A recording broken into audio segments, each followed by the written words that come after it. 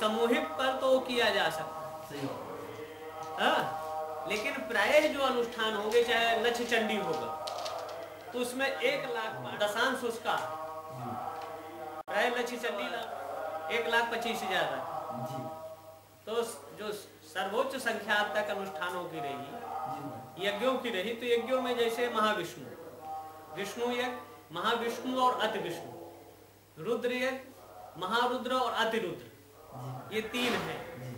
तो वैसे पार्थिव निर्माण के लिए प्राय 1.25 लाख का था, लेकिन अब उसको बढ़ाकर फिर 1.25 करोड़ कर दिया। अब कोटि का मतलब है कि भारत की संख्याओं को देखते हुए आबादी बहुत है, तो अब 1.25 अरब की आबादी में 1.25 अरब भी बनना चाहिए, लेकिन उसके लिए समय चाहिए, संसाधन चाहिए और संख्या चाहिए। बनाए जा सकते हैं महाराज जी, बनाए जा सकते हैं, कोई कठिन नहीं है, बस थोड़ा सा महीना 2 महीना तैयारी करना पड़ेगा। हाँ, संकल्प दृढ़, संकल्प दृढ़ है तो पहाड़ी में हमारे सैनिक बर्फबारी हो रही, 10-20 किलो 40 किलो वजन लिए बर्फ गिर रहे हैं। अब कोई अगर जाता है 1 दिन के लिए तो उसका आत्मा और मन डोल जाता है कि यहाँ हम रह नहीं सकते, मर जाएंगे, लेकिन हमारे सैनिक दिन रात वहाँ दृढ़ संकल्प के साथ सीमाओं पर रक्षा कर रहे हैं। तो संकल्प दृढ़ होगा तो कार्य की सिद्धि होगी।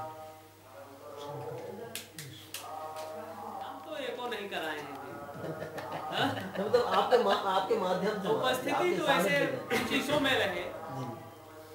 बालाघाट भी हम गए थे, गौरी शंकर विषय में बनवाया था 2-3 साल पहले, उसमें भी गए थे। यहाँ है उड़ीसा में भी हुआ था, वहाँ के एक महात्मा है, उन्होंने कराया, वो 5 करोड़ करवाए थे। उधर आसाम में भी हुआ, तिनसुकिया एक जगह है, हाँ, वहाँ 11 करोड़ बनवाया था। तो इसे जैसे समय रहा, लोग बुलाते हैं तो हम भी उपस्थित हो जाते हैं। करने वाले तो वहाँ की जनता और पब्लिक है। लोगों का बढ़ता है, शिव की उपासना श्रद्धा और विश्वास, तो लोगों के अंदर जो अविश्वास की स्थिति उत्पन्न हो रही है, वो विश्वास प्रबल और दृढ़ होता है। और सृष्टि के आदि देवों के रूप में भगवान शिव, जो शिव की पूजा से 5 तत्वों की पूजा का आधार अवलंबन बनता है। शिवलिंग के निर्माण से 5 तत्वों का संतुलन संतुलित होता है, जो पर्यावरण के लिए विकृति उत्पन्न करते हैं। तो अगर शुद्ध भाव से विधि के तहत शिवलिंग का निर्माण होकर पूजन होगा, तो प्रकृति के 5 तत्व संतुलित रहेंगे, संतुलन उनका मिटेगा। और दूसरा, लोगों का ब्रेन सही होता है। हाँ? जो डिस्टर्ब रहते हैं प्राय, अगर शिव उपासना में अब बैठेंगे शुद्ध भाव से, शुद्धता के साथ मंत्रों का उच्चारण होगा, तो मानसिक टेंशन उनका 100% ठीक रहेगा।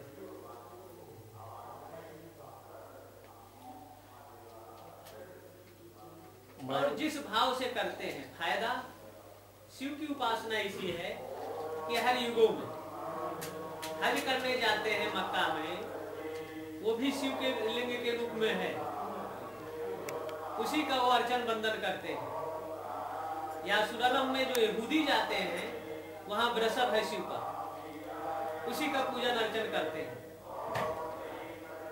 मिस्र में जो है, इंडोनेशिया में भी, हाँ, वो शिवलिंग नहीं मानते उसको, लेकिन शिव की ही उपासना करते हैं।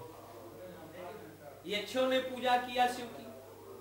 अब कोई मुस्लिम बंधु जो है उसको चांद के रूप में मानते हैं, ईसाई जो है उसको गिरजाघर के रूप में, वहां भी शिव की ही उपासना है। शिव का 2 आकार है, एक निराकार भी है, एक साकार भी है, जिसका कोई आकार नहीं है। निर्गुण निराकार और सगुण साकार दोनों में पूज है।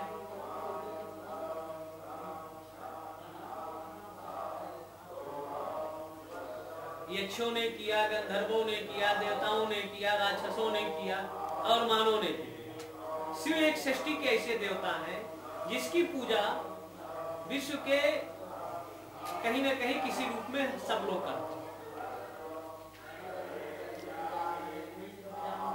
और जिस भाव से किया, जिस भी युगों में, उसको उसकी सिद्धि और जिस भाव को रावण ने अपना किया, उनको लंका जैसे साम्राज्य और विश्वव्यापी मतलब दादागिरी उनकी चलती रही सी उपासना से, आज के शब्दों में।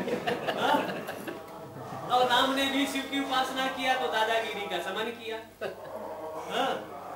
उनको भी शक्ति दिया उन्होंने। त्रिपुरासुर ने 3 लौह रजत ताम्रमय 3 असुरों ने उन्होंने उपासना किया। आकाश मंडल में 3 पुरों का निर्माण हुए और अजर अमर हो गए। लेकिन जब शिव भक्ति से विमुख हुए तो भगवान शिव ने उनको श्राप भी करके नष्ट कर दिया।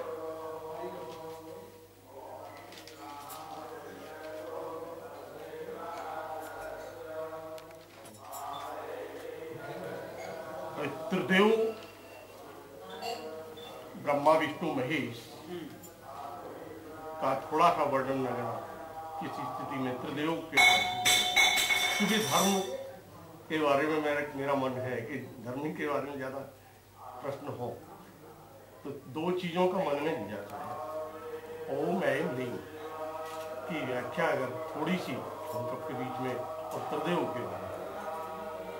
त्रिदेव का मतलब सृजन। जी, त्रिदेव सृजन में ब्रह्मा है। तो शिव पुराण या लिंग पुराण पुराणों को आधार ले ले जी, तो शिव के ही इशारे पर ब्रह्मा सृजन का काम करते, और शिव ही विष्णु के रूप में है। शिवस्य हृदय विष्णु, विष्णुश्च हृदय शिव। शिव का हृदय विष्णु है जो सृष्टि के पालन करते हैं, और शिव स्वयं में संहारक भी। तो अगर ये तीनों भिन्न मान लिया जाए तो एक के मन में होगा कि हम सृजन ना करें, दूसरे के मन में हो हम पालन ना करें, या एक सृजन कर रहा दूसरा पालन कर रहा, तीसरे के मन में हो नहीं हम इसको मिटा दें, तो व्यवस्थाएं नहीं चलेगी।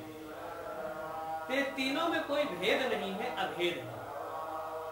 लेकिन उपासना की दृष्टि से भेद है, वैसे तत्वतः है भेद नहीं है।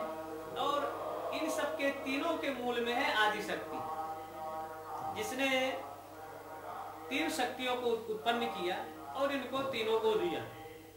ज्ञान की शक्ति के रूप में सरस्वती, वित्त की दृष्टि से लक्ष्मी, और संहार के रूप में काली। क्योंकि शक्ति के बिना ब्रह्म सक्रिय नहीं हो पाता है। और जो आपकी बीज है तो इन्हीं का आधार ये शक्ति बीज मंत्रों के रूप में। तो उनकी जैसे बुद्धि सही रहे, तो बुद्धि सही रहे तो लक्ष्मी आने पर प्राय बुद्धि विकृत हो जाती है, आहार और खान पान बिगड़ जाता है। तो उसका आधार है कि अगर सरस्वती मतलब बुद्धि सही रहेगी, बुद्धि का प्रयोग करेगा तो उसके जीवन में विकृतियां या परिस्थितियां नहीं है। और उधर भय भी रहेगा कि अगर हम गलत करते हैं तो उसका परिणाम भी। तो 3 शक्तियों का जहां तक आधार था या त्रिदेवों का, उसका यही तात्पर्य था। बीज मंत्रों की बहुत सी चीजें उसको प्राय है हम लोगों को प्रतिबंधित है, सार्वजनिक तौर पर वो चीजें हैं, लेकिन और वो सब चर्चाएं हो सकती है उपासना आराधना की दृष्टि से। और बीज मंत्रों की पावर है, शक्ति है। जैसे बल्ब है, कोई 0 है, कोई 5 है, 10 है, 50 है, 100 है, वैसे मंत्रों में भी पावर है लड़की। और उसके पावर के अनुसार, उसकी शक्ति के अनुसार, उसके वर्ग, उसके मेधा के अनुसार उसको मंत्र दिए जाए। ये मंत्र इसको सूट करेगा कि नहीं करेगा। हर के शरीर तत्व प्रबल है, किसी के शरीर में जल तत्व प्रबल है, किसी के शरीर में वायु तत्व है। तो उस तत्व के आधार पर अगर वो उपासना करता है तो उसके लिए लाभप्रद है। और जल तत्व अगर प्रबल है और अग्नि तत्व की उपासना करता है तो रिएक्शन होगा, लाभ नहीं होगा। तो तत्वों को ध्यान में रखकर इन 5 तत्वों की यही पंच देवता है, जो पंचदेव उपासना के रूप में भारत में प्राय प्रचलित। प्रत्यक्ष देवता के रूप में सूर्य, जो विश्व के मानव को कर्म पथ पर प्रवृत्त करते हैं। सूर्य के उदय होते ही लोग कर्म पर प्रवृत्त हो जाते हैं। और सूर्य जो है भगवान शिव के नेत्र के रूप में, हाँ, और हृदय के रूप में विष्णु थे, और बुद्धि के रूप में गणेश थे, और शक्ति जो थी वो भगवान शिव की शक्ति के रूप में दुर्गा। इसलिए पांचों देवताओं का पर्यावसान शिव में हो जाता है, जो पंच तत्वों को संतुलन रखने।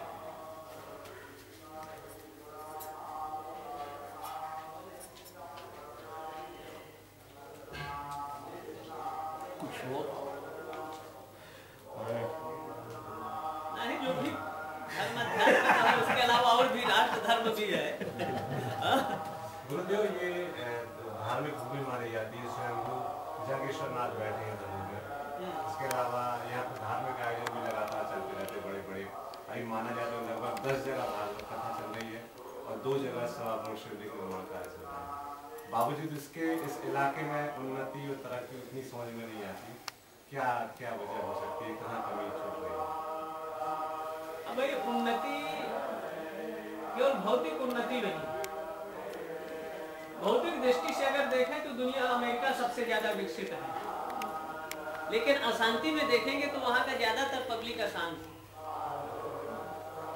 तो उन्नति, आध्यात्मिक उन्नति अगर देखा जाए तो लोगों के दिल में शांति हो, सद्भाव का वातावरण हो, प्रेम हो, स्नेह हो, विश्व बंधुत्व हो, वसुधैव कुटुंबकम की भावना हो, ये सबसे ज्यादा उन्नति है। लेकिन अब विकास का अगर देखें तो आजकल विकास का जो मॉडल है भौतिक विज्ञान, भौतिक विज्ञान में पौधों का विकास होता है, विज्ञान का जो है वृक्षों का विकास होता है, कोशिकाएं उसमें। लेकिन अब आजकल का तो विकास है रोड है, भवन, ये विकास है। जो भौतिकवाद का विकास है तो विकास के रूप में कि रोडें बन जाए, बिजली मिल जाए लोगों को, पानी मिल जाए, अब कुछ स्वरोजगार मिल जाए, ये लोगों का विकास। लेकिन ये जो धार्मिक पूजा पाठ है ये आध्यात्मिक विकास के लिए, लोगों की आत्मिक शांति के लिए, सद्भाव के लिए। तो जैसे भागवत है या रामायण है तो लोगों के लिए एक आचार संहिता है, अगर में है तो कैसे उसका निर्वाह करें। संकट की परिस्थिति में राजपाट सब कुछ छिन जाए, जो राम के मतलब सब कुछ उनसे एक तरह से निष्कासन, और उसके बावजूद भी बिना टेंशन के, बिना भय के, आज जो आदमी बिस्तर में रहा वो जमीन में कैसे रहेगा, तो नींद नहीं आएगी। उन परिस्थितियों में वनवास के काल में भी प्रसन्नता का जीवन जिए, सुख का जीवन जिए। तो अध्यात्म जो है लोगों को निरोगी काया, आचार विचार, सही व्यवहार, इसकी शिक्षा देता है। मतलब बुरी प्रवृत्तियों को त्यागने का भागवत तो मुक्ति प्रतिपाद्य है, लेकिन अब मुक्ति का मतलब है इच्छाओं पर कंट्रोल, नियंत्रण। लेकिन अब भागवत सुनते हैं, सुनने के बाद झगड़े बढ़ जाते हैं। तो जब भाव शुद्ध नहीं होगा, उद्देश्य सही नहीं होगा किसी का आयोजन का, तो उसका परिणाम भी विपरीत है। और अगर भाव सही होगा, कमर्शियल नहीं होगा, जन कल्याण होगा तो जन कल्याण होगा। लेकिन बहुत से आजकल आयोजन जो चल रहे हैं प्राय 30-35% उनका उपयोग कमर्शियल हो जाता है, और उसके बाद झगड़े बढ़ जाते हैं। और अगर शुद्ध कार्यक्रम होगा, धार्मिक कार्यक्रम होगा तो वहां झगड़े नहीं बढ़ेंगे, सद्भाव बनेगा, विकास के कार्य होंगे। यही उसका आध्यात्मिक जो देखा जाए। और आध्यात्मिक जीवन में, सांस्कृतिक जीवन में तो शांति का है। जो शांति आज विश्व खोज रही है वो शांति भारत के अलावा कहीं नहीं। अभी जर्मनी, जापान, अफ्रीका, हरिद्वार के कुंभ में आए थे मीडिया के लोग, BBC लंदन वगैरह के, और उनका एक क्वेश्चन था कि इतने लोग यहाँ एकत्र क्यों होते, क्योंकि विदेशों में ऐसा होता नहीं। और भी एक डुबकी लगाने के लिए, एक डुबकी लगाने के लिए करोड़ों लोग इकट्ठा होते हैं। इसका मतलब ये सब दुखी, हम कहें दुखी नहीं है, ये सब प्रसन्न है, सुखी है। ये किसी तत्व को खोजने के लिए अपना यहाँ आते हैं। इनकी ये धर्म है, ये आस्था है जो यहाँ खींच लाए। अब वहां जब परिस्थितियां होंगी तब लोग एकत्र होंगे। तो धर्म अध्यात्म जो है शांति देता है और उनके अंदर धार्मिक भावना है। जो धर्म इतना अनुश्रुत है व्यक्ति के अंदर, जैसे वस्त्र कपड़े में वस्त्र है, लेकिन अगर कपड़े से वस्त्र का वजूद हम निकाल दें तो कपड़े का वजूद खत्म। तो धर्म यह का मूल है। धर्म सदैव से जोड़ने का काम करता है, संगठित समाज को करने का काम करता है। और जब भी विषम परिस्थितियां इस देश में उत्पन्न हुई तो धार्मिक आयोजनों के माध्यम से विखंडित, विभाजित, असंगठित समाज को एक सूत्र में जोड़कर, अगर ईस्ट इंडिया कंपनी के विरुद्ध भी यही कार्य हुआ। उस समय साहित्यकार थे तो कुछ लिख दिया, ना कागज मिलता था जो परिस्थितियों में, लेकिन संगठन के माध्यम से संदेश चला गया और संदेश से फिर पूरा भारत एक हो गया, जागृति हो गई, संगठित हुआ और अंग्रेजों को एक तो अंततोगत्ता देश को छोड़ना। तो धर्म अध्यात्म एकता का संदेश देता है, संगठन का संदेश देता है और उनके जीवन से अशांति दूर करने का सबसे बड़ा माध्यम है। माहौल चल रहा है संयुक्त राष्ट्र संस्था के बीच में, शाहरुख खान का भी एक बयान आता है, क्या मानते हैं? ये शाहरुख खान के मानसिक विकृति का परिचायक है। भारत जैसा देश सदैव शांति प्रिय देश रहा, जहाँ 25 करोड़ मुसलमान सुरक्षित और संरक्षित रहे। लेकिन ये साहित्यकार और फिल्मी जगत के मानसिक विकृति का परिचायक है। कहीं भी असुरता का वातावरण नहीं है और अगर देखा जाए तो सबसे ज्यादा रंग भेद अमेरिका में दिखता है, सबसे ज्यादा अशांति पाकिस्तान में, जहां सेना के बच्चे भी सुरक्षित नहीं, और सबसे ज्यादा अशांत अगर देखा जाए तो चाइना है, जहां बौद्धों के अलावा ईसाई, इस्लाम, यहूदी, पारसी इबादत नहीं कर सकते। अरब में अगर देखें तो मुसलमानों के अलावा दूसरा सार्वजनिक स्थानों पर इबादत नहीं कर सकता और अगर करते हुए पाया जाता है तो भयानक प्रताड़ित किया जाता है। लेकिन आज इनको नहीं कि किसी की हत्या मर्डर हो, लेकिन जो स्थिति इस देश में है, सबसे ज्यादा अगर स्थिति देखें तो कश्मीर में जब हमारे सेना के जवानों के सर काटे जाते हैं, जनरल, कर्नल, ब्रिगेडियर जैसे अधिकारी गोली के शिकार होते हैं, तो इन मेरे सम्मानित, प्रबुद्ध, शिक्षित देश के विद्वान साहित्यकारों का हृदय नहीं परिवर्तन होता सैनिकों के मरने पर, न फिल्मी जगत के लोगों का हृदय परिवर्तन होता। और अगर देखा जाए तो कश्मीर की घाटी में 2-2 साल तक के बच्चे, नरी गांव, जहां 22 बच्चों को AK-47 की गोली से लाइन में खड़ा करके मार दिया जाता है। गांव के 300 लोगों को कत्लेआम होता है 26 मार्च 2003 में।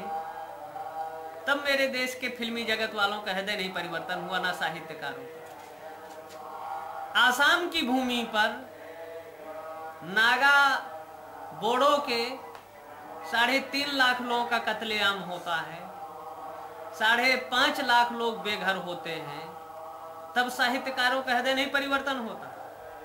भागलपुर में 9वीं क्लास से पढ़ने वाले, 5वीं क्लास से और इंटर तक पढ़ने वाले 10,000 बच्चों का कत्लेआम होता है, तब इन साहित्यकारों और फिल्मी जगत वालों का हृदय परिवर्तन नहीं होता।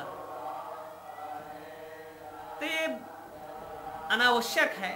भारत में शांति है, सद्भाव है, वसुधैव कुटुंबकम की स्थिति है, लेकिन कुछ सुर्खियों में रहने के लिए ये लोग, और कायदे से कुछ, जैसे राष्ट्रपति जी ने कहा कि भाई सम्मान किसी को मिलता है तो उसको सम्मानित, उसको सजो के रखने के लिए। तो अगर अयोग्य लोगों को सम्मान मिल जाएगा तो उसका मूल्य नहीं समझेगा। तो प्राय है जो सम्मान मिले अयोग्य लोगों को मिले, इसलिए उसको वापस कर रहे हैं कि वो योग्य लोगों को दिया जाए। और ऐसा कोई वातावरण भारत में नहीं है, न किसी स्टेट में है, और घटनाएं कोई ऐसा दुनिया में देश नहीं जहां ना होता। कोई ऐसा देश नहीं कि छुटपुट थोड़ी मोड़ी घटनाएं तो हर जगह होती। 10 बर्तन रहेंगे तो खनकेंगे, थोड़ा सा टूटे फूटेंगे। तो जहां 125 करोड़ दुनिया में सबसे बड़ा आबादी का देश है भारत, और सब धर्मों के लोग जहां शांति सद्भाव के साथ रहते हैं, लेकिन कुछ लोगों को वर्तमान में मोदी जी हजम नहीं हो रहे, इसलिए वो एक असहिष्णुता का वातावरण इस देश में सृजित कर रहे हैं कि भाई मोदी सरकार जो विश्व में भारत की छवि या विदेश नीति वर्तमान प्रधानमंत्री के द्वारा स्थापित हो रही है, एक परिष्कृत हो रही है, और जितने भारत के विरोधी राष्ट्र हैं वो भी भारत का सम्मान कर रहे हैं। इंग्लैंड जैसी महारानी मोदी कुर्सी में बैठा, वो खड़े होकर उनकी अगवानी कर रही है, उनके सामने कुर्सी में नहीं बैठ रही है। ये भारत के जो अंग्रेजी मानसिकता के गुलाम हैं, ऐसे लोगों को हजम नहीं हो रहा। इसलिए वातावरण, अब कुछ हमारी मीडिया की भी भूमिका है कि ऐसा वातावरण जिसको चाहे सृजन कर दे, लेकिन ऐसा वातावरण भारत में है नहीं। शांति सद्भाव का वातावरण है, और इसमें राजनीति नहीं होना चाहिए, देश हित का चिंतन मनन होना चाहिए। अभी राम मंदिर की बात चल रही है, लेकिन राम मंदिर का मुद्दा शांत पड़ गया। अब क्या यूपी चुनाव आ रहा है तो क्या इसके बाद राम मंदिर एक बार पुनः आएगा? अभी तो नेता लोग जाने हैं, लेकिन राम इस देश की अस्मिता है, राम इस देश का मान सम्मान स्वाभिमान है, और उसके लिए अयोध्या में न्यायपालिका ने स्वीकार किया है कि राम की जन्मस्थली है, मंदिर वहां बनना चाहिए, और इससे राजनीति बंद होना चाहिए। सुप्रीम कोर्ट का जो आईपीसी है ये कहती है कि छागा का निस्तारण 6 मंथ के अंदर होना चाहिए, लेकिन सुप्रीम कोर्ट ने यथास्थिति का ऑर्डर किए हुए 2-3 साल से ज्यादा हो रहा है और उसकी सुनवाई नहीं कर रहा है। तो न्यायालय का दायित्व तो पड़ता है अपने संवैधानिक दायरे में रहकर राम जन्मभूमि का निर्णय करे, और मुस्लिम समाज को भी इसमें शांति सद्भाव के चलते कोई हम बाबर का हिंदू समाज जन्मस्थली नहीं मांग रहा है। राम की जन्मस्थली है तो एक सद्भाव का वातावरण बने, शांति का वातावरण बने, तो मुस्लिम समाज को इसमें हस्तक्षेप न करके देश हित में, राष्ट्र हित में, अमन चैन की दृष्टि से इसका जजमेंट आ जाए और मंदिर बनना चाहिए, और मंदिर बना है। अब उसके भव्य रूप देने का है तो ये न्याय करता है, न्यायालय का निर्णय होना चाहिए, और इसके लिए राम जन्मभूमि न्यास निश्चित है। मंदिर बनाने का जब भी होगा तो राम जन्मभूमि न्यास और भारतीय नक्शे के तहत बनेगा, जो नागर शैली का नक्शा भारत में बना है। लेकिन कुछ लोग कंबोडियाई विदेशी मानसिकता के नक्शे का, कि कंबोडिया का जो मंदिर है वो बनेगा। भारत के हमारे आर्टिकल हैं, चित्रकार हैं, बहुत से नक्शे हैं, तो भारतीय शैली में वो मंदिर का बनना चाहिए, और उसकी प्रायः सामग्री भी तैयार है। अब न्यायालय पर निर्भर करता है, अमन चैन शांति देश का बना रहे, मंदिर बनना चाहिए। उपासना, बाबर शासक था, और जहां बाबरी का प्रश्न है तो आज तक जितने शासक रहे उन शासकों का स्मारक दिल्ली के राजघाट में बना है।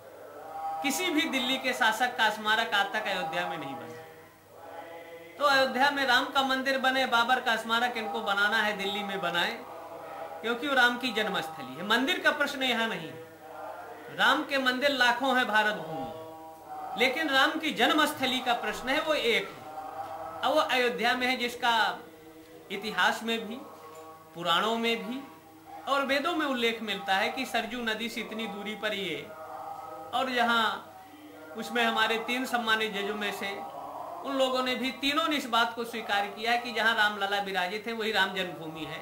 तो अब उसका कोई विवाद नहीं, केवल राजनीतिक वितंडा है। राजनीति लोग नहीं चाहते कि इसका समाधान हो और इस देश में अमन चैन रहे। अगर जो राष्ट्रभक्त है, राष्ट्र के हितैषी हैं, वो ये नहीं चाहेंगे कि इस देश में हिंदू मुसलमान लड़े, लेकिन राजनीति करना है तो इनको लड़ाते रहो, तो हमारी राजनीति चलती रहेगी, खून खराबा होते रहे। इसलिए इस देश में आवश्यक है कि शांति सद्भाव बना रहे, सब लोग मिलजुल कर रहें, जैसे पहले रहते थे, आज रह रहे हैं और रहेंगे तो अमन चैन रहे। महाराज जी, करने की एक परिपाटी प्रारंभ हुई है वर्तमान में। अभी 2-3 मामले आए सामने, तो ये कहाँ तक उचित है? न्यायालय का हम सम्मान कर रहे हैं, कहीं कहीं ये स्थिति हो रही, तो क्या उचित है? भाई, न्यायालय का अगर गलत करता है तो न्यायालय को हम न्यायालय में चैलेंज दें जी। कानून की लड़ाई कानून से लड़ना चाहिए, ना कि कानून का उल्लंघन करके, कानून की मर्यादाओं की धज्जियां उड़ा के। कानून के दायरे में रहकर विरोध होना चाहिए, और न्यायालय को भी संविधान और न्यायपालिका के निर्णय में, लेकिन कुछ निर्णय गलत हो जाते, न्यायालय भी उसमें कुछ ऐसे संवैधानिक गड़बड़ियां हैं, संवैधानिक गड़बड़ियों के चलते उन संवैधानिक दायित्वों में न्यायपालिका के सुधार की जरूरत है। अब वो सुधार हो जाएगा तो हो सकता है विरोध प्रदर्शन ना हो, समय के अनुसार उसमें संशोधन परिष्कार होना चाहिए।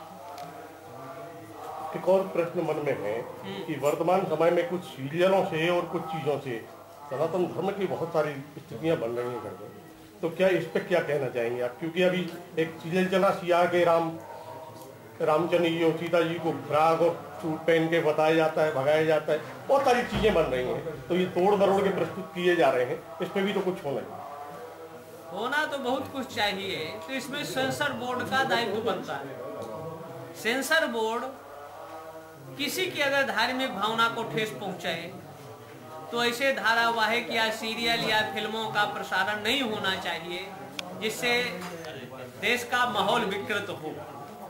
और फिल्मीकारों को भी धारावाहिक बनाते हैं तो उसकी मूल कथाओं को ध्यान में रखकर विषय वस्तु के तहत वो निर्माण करना चाहिए, लेकिन प्राय थोड़ा विकृत कर देते हैं लोकप्रियता के लिए, जो गलत है, जो नहीं होना चाहिए।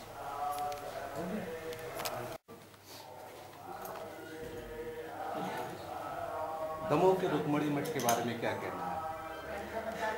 रुक्मणी मंदिर कृष्ण के काल से दमोह जिले के